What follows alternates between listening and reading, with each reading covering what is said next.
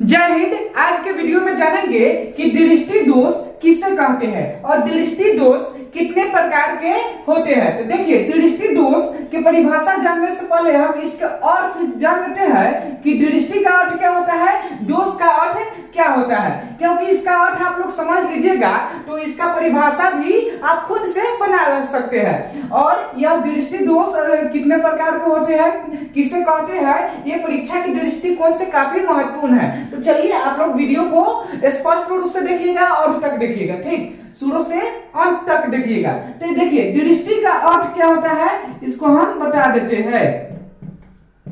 देखिए, दृष्टि का अर्थ होता है आंख। दृष्टि का अर्थ क्या होता है, आंख। और दोष का अर्थ होता है कमी। दोष का अर्थ क्या होता है, कमी। तो देखिए, दृष्टि दोष दोनों को आपस में जोड़िएगा तो क्या बनेगा, आंखों की कमी। तो देखिए, आंखों की कमी ही क्या कहलाती है, दृष्टि दोष कहलाती है।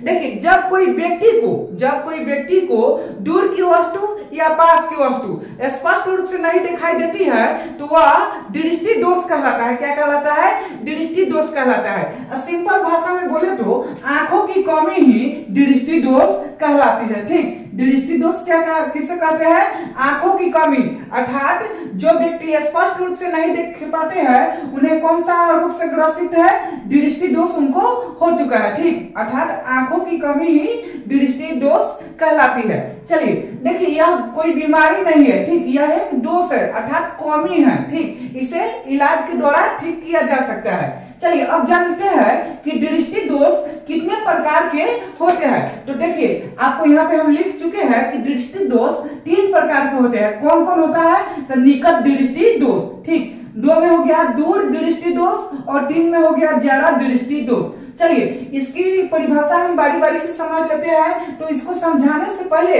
हम आपको यह समझाने की कोशिश कर रहे हैं कि निकट दृष्टि दोष और दूर दृष्टि दोष में कितने बच्चे हैं, मतलब कई बच्चे हैं जो कंफ्यूज हो जाते हैं कि निकट दृष्टि दोष को बोल देते हैं कि निकट की वस्तु स्पष्ट नहीं दिखाई देती है और दूर दृष्टि दोष में बोल देते हैं कि दूर की वस्तु स्पष्ट दिखाई नहीं देती है। यह पूर्ण रूप से गलत होता है। देखिए, इसमें क्या होता है, उल्टा होता है। क्या होता है, उल्टा होता है। निकट दृष्टि दोष वाले व्यक्ति या रोगी को दूर की वस्तु स्पष्ट नहीं दिखाई देती है। मान लीजिए कि कोई व्यक्ति को निकट दृष्टि दोष हो चुका है, उन्हें निकट की दृष्टि मतलब निकट की वस्तु स्पष्ट दिखाई देगी, ठीक, लेकिन वही दूर की वस्तु क्या होगी, स्पष्ट नहीं दिखाई देगी। तो इसको आप लोग उल्टा याद कीजिएगा, निकट में दूर बोलिएगा और दूर दृष्टि दोष में पास बोलिएगा। तो इसका परिभाषा यही है कि निकट दृष्टि दोष किसे कहते हैं, कोई पूछे तो इस तरह के दोष में रोगी को दूर की वस्तु स्पष्ट रूप से दिखाई नहीं देती है,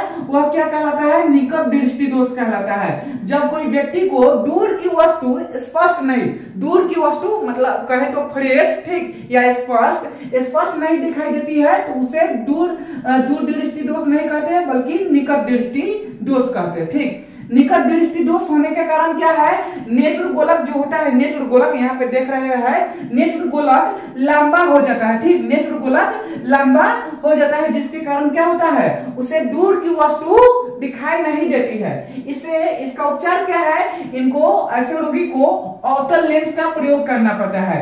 वैसा चश्मा का उपयोग करना पड़ता है जिसमें आउटर लेंस लगा हो, ठीक। ये तो समझ गए कि निकट दृष्टि दोष में दूर की वस्तु स्पष्ट नहीं दिखाई देती है। चलिए अब जान लेते हैं कि दूर दृष्टि दोष किससे कहते हैं। तो देखिए, हम बताए हैं कि इन दोनों में उल्टा कर देना है। क्या करना है, उल्टा कर देना है, निकट के दूर और दूर की पास। तो वैसा दोष जिसमें रोगी को या व्यक्ति को पास की वस्तु स्पष्ट नहीं दिखाई देती है तो उसे हम क्या कहते हैं, दूर दृष्टि दोष कहते हैं। जब कोई व्यक्ति को पास की वस्तु नहीं दिखाई देती है स्पष्ट, ठीक, स्पष्ट नहीं दिखाई देती है तो उसे हम दूर दृष्टि दोष कहते हैं। इसमें क्या होता है, जो नेत्र गोलक होता है छोटा हो जाता है। क्या हो जाता है, छोटा हो जाता है, ठीक। ऊपर वाला में निकट दृष्टि दोष में लंबा हो जाता है, ठीक, और इसमें नेत्र गोलक है जो छोटा हो जाता है। इसमें इसके उपचार के लिए कौन सा लेंस का उपयोग किया जाता है, ये समझ लेते हैं। देखिए, इसके उपचार के लिए उत्तल लेंस का उपयोग किया जाता है। किस लेंस का,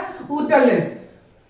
निकट दृष्टि दोष में अवतल लेंस का प्रयोग किया जाता है और दूर दृष्टि दोष में उत्तल लेंस का प्रयोग किया जाता है। ये समझ गए। चलिए अवतल लेंस देखने में कैसा होता है, देखिए ये भी बता देते हैं। देखिए अवतल लेंस देखने में पतला होता है, कैसा होता है, पतला होता है, ठीक। और उत्तल लेंस देखने में मोटा होता है, ठीक। ये याद रखिएगा, अवतल लेंस पतला होता है, ठीक, ढासा होता है कहने का मतलब, और उत्तल लेंस उभरा अर्थात मोटा होता है। अगर एग्जाम में क्वेश्चन आ जाए तो ये आप लोग याद रखिएगा, ठीक। चलिए अब तो ये तो जान गए कि निकट दृष्टि दोष किससे कहते हैं, दूर दृष्टि दोष किससे कहते हैं। अब देखिए अब हम यहाँ पे नीचे वाले देख लेते हैं, ज्यादा दृष्टि दोष किससे कहते हैं, यह लोग किस व्यक्ति को होता है। देखिए ज्यादा दृष्टि दोष में अधिक वृद्ध व्यक्ति को अर्थात जो बूढ़े व्यक्ति हो जाते हैं उनको ज्यादा दृष्टि दोष हो जाता है। उनमें क्या होता है कि वह व्यक्ति को न दूर की वस्तु और न पास की वस्तु स्पष्ट रूप से नहीं दिखाई देती है, ठीक। यह उम्र के कारण होता है, न पास की वस्तु स्पष्ट रूप से दिखाई देती है और न दूर की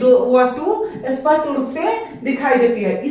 इस रोग होने का कारण क्या है, जो आंखों की समंजन क्षमता होती है वह घट जाती है। क्या होता है, घट जाती है, ठीक। आंखों की समंजन क्षमता घट जाने के कारण कौन सा रोग हो जाता है, ज्यादा दृष्टि दोष होता है। यह कब होता है, वृद्धावस्था में होने लगता है, ठीक। इस रोग का इलाज करने के लिए किस लेंस का उपयोग किया जाता है, तो देखिए इस रोग का इलाज करने के लिए बाइफोकल लेंस का उपयोग किया जाता है। इसमें क्या होता है, इसमें अवतल लेंस भी होता है, उत्तल जो चश्मा का उपयोग होता है, जो रोगी चश्मा लेते हैं उसमें क्या किया जाता है कि ऊपर की ओर अवतल लेंस लगा दिया जाता है और नीचे की ओर उत्तल लेंस लगा दिया जाता है, जिससे क्या होता है कि दूर की वस्तु भी स्पष्ट दिखाई देने लगती है और पास की वस्तु भी स्पष्ट रूप से दिखाई देने लगती है, ठीक। ये तो समझ गए कि दृष्टि दोष किससे कहते हैं और दृष्टि दोष कितने प्रकार के होते हैं, ठीक। तो आज के लिए इतना ही, फिर मिलेंगे अगले दिन एक नए वीडियो में, तब तक के लिए जय हिंद।